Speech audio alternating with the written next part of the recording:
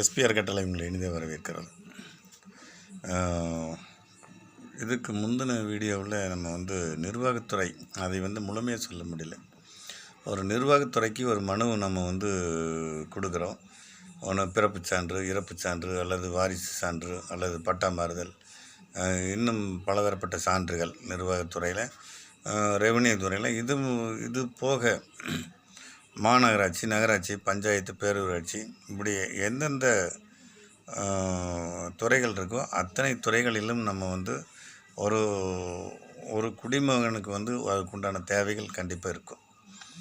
நம்ம வீட்டில் நடக்கக்கூடிய எந்த ஒரு விசேஷமாக இருந்தாலும், ஒரு திருமணத்திலிருந்து பிறப்பு, இறப்பு, வேறு ஒரு சொத்து வாங்கிறது, விற்கிறது, எதுவாக இருந்தாலும் அது நிர்வாகத்துறையை சாரும். இந்த நிர்வாகத்துறையில் நம்ம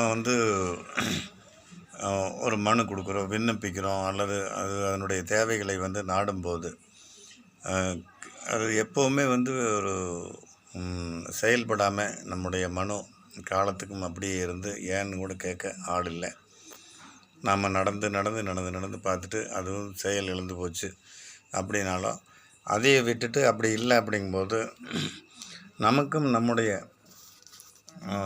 அண்ணன் தம்பி அல்லது யாராவது பக்கத்தில் இருக்கக்கூடிய நம்முடைய அருகில் இருப்பவர்கள், அண்டை வீட்டுக்காரர், இப்படி நம்மளுக்குள்ளே இருக்கிற பிரச்சனைகளோ அல்லது ஒரு தேவைகள் அப்படின்னு போகும்போது பணம் படைத்தவர்கள் ஜெயிக்கிறாங்க. அப்படிங்கும்போது நம்ம போல் ஏழைகள் அப்படிங்கிறது ஜெயிக்க முடியல அப்படிங்கிற சூழல் வரும்போது நம்மளுக்கு காத்து நிற்கிறது அரசாங்கம். அரசாங்கம் அப்படிங்கிறது நான் சொன்னேன் 3 வகைகள். ஒன்று நீதித்துறை, ஒன்று நிர்வாகத்துறை, ஒன்று சட்டமன்றத்துறை. இப்போ இந்த பட்டா மாறுதல் இது போன்ற ஒரு சின்ன சின்ன விஷயங்கள், சான்றிதழ்கள், இது எல்லாம் ஒரு பெற முடியாத ஒரு சூழல் ஏற்படும்போது இதுக்காக ஒரு நீதிமன்றம் போக முடியாது. அப்போ நிர்வாகத்துறையிலேயே ஒவ்வொரு துறைகள்லேயும் மேல்முறையீடு கடைசியாக கோட்டாட்சியர் வரைக்கும் நின்று கலெக்டர் வரைக்கும் நம்ம வந்துடுவோம். அப்போது நம்மளுக்கு அந்த மனுவில் தீர்வு கிடைக்கல அப்படிங்கும்போது நம்ம ஒரு ஆட்சியாளர் தான் இது பண்ணணும்.